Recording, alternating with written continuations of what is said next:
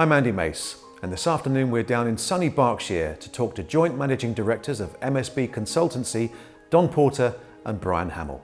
Good afternoon, gentlemen. Afternoon, Andy. I just wanted to ask you a quick question about how you set up the company. I believe it was 1987 in Woking. Tell me about that. We had both at different stages left British Airways. Our first office was in Woking, a very small one-room office above the bookies shop in Woking, and great starting point. And from there we moved on to where we are today in the most lovely setting here in Ascot.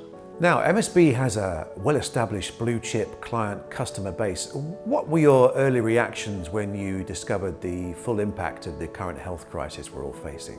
I think we recognised that this was going to be a game changer. It was really possibly going to be quite long in terms of duration. We had no certainty that this would be over in 2 or 3 or 4 months. More likely it was going to take 6 months and more.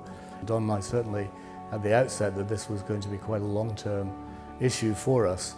And so going in with a positive mindset, trying to be resilient, trying to keep that positivity up.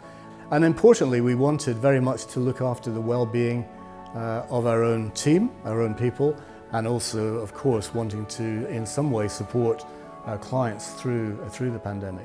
Now, recently, since the beginning of the lockdown period, you've created something called the 4 Pillars of Achievement program. Where did that idea come from and how did you go about creating it? I think, Andy, the thread that runs through everything that MSB does is we go back to our clients. We understood their frustrations, and we found out that there were lots of concerns about the business, about their employees. We then gathered a group of our own colleagues together, remotely, obviously, and we brainstormed how we might support our clients moving forward. There's no book on this. There's no instructor. There's no trainer that can say, well, look, let me give you some guidance.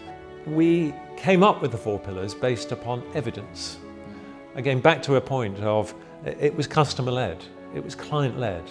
These were the concerns that were out there. And so then emerged the 4 pillars of commerce, of compassion, of connecting and coping. So we thought, well, what better way could we support our clients moving forward than to actually embrace those 4 C's and to look at ways in which we could bring stories to life which would help to illustrate those areas. And so it's been a great 3 months, really. We've transformed from being consultants and training organisation temporarily to being online publishers. But in the process, we've been reaching out to clients and all types of people to support the 4 Pillars of Achievement Forum. Now, you've had several contributions to the journals on the websites, some as articles, others as videos. How did you choose the contributions that you eventually presented, and what were you trying to say? What we were trying to do is a very conscious decision that in the past people had seen us in portrait style. If we went into a client to do some leadership training, they would see us as leadership trainers. And we said, look, there's much more to MSB. We want you, the clients, to see us in landscape. We wanted you to see a greater depth, a greater width, a richness of what MSB is all about. And I think that then led us on to choose people from different walks of our lives. We took inspiration from what was happening around us in those early days of the pandemic.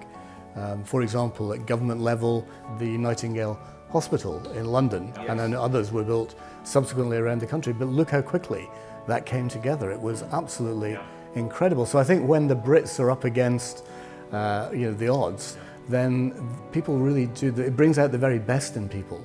And so hence, we went much further than involving clients.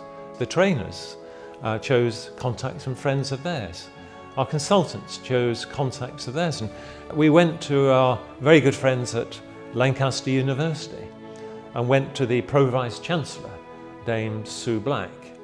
And she talked about that very sensitive area of what happens to humans when they're in a crisis. It was examples like that that inspired Don and I to think, well, how can we share these stories with our clients and with others to inspire them to get through the pandemic. In these ever-changing times, how do you see MSB transitioning from lockdown to the next stage of what we'd call a new normal? And what changes can your clients expect to see from you? In the last few days, been in touch with all of our clients. We've sent them a short survey to complete. It's saying to them, what are you looking for moving forward? How can an organisation like MSB help you? How can we restart this business? What are you looking for support for first? And just a couple of changes that have happened in the last 8 weeks. We are now doing virtual training. I think that's one of the things, Don, that we've really learned from this crisis moving forward is to leverage technology to enhance and to support. And we have set up here now a studio, a film studio, in order, moving forward, to respond to perhaps the new world.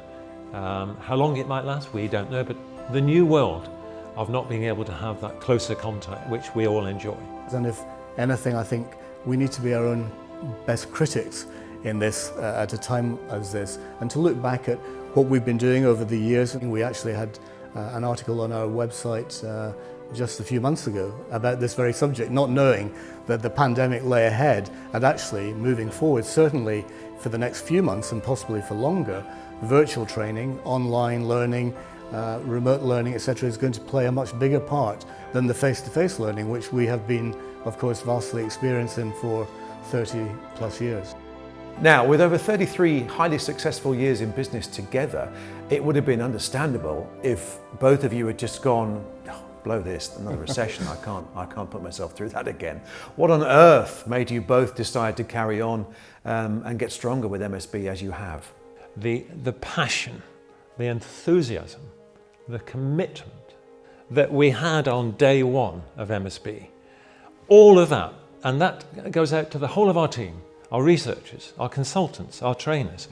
That passion is burning strongly now as it was on day one. So it was about 10 seconds that we gave consideration, but MSB's future is going to be strong and we're determined to make it a success.